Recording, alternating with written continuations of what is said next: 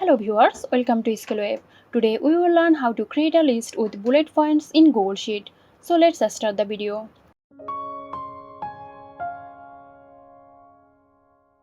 Begin by opening your Google Sheet where you want to create a list with bullet points.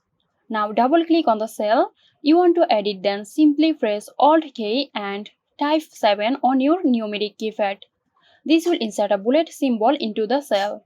And there you have it. If this video helped you out, make sure to click like and subscribe to our YouTube channel for more videos. This video is sponsored by Zerosoft. Zerosoft offers graphic design, UI UX design, digital marketing and web development. Elevate your brand with Zerosoft today. For more details, check the description box.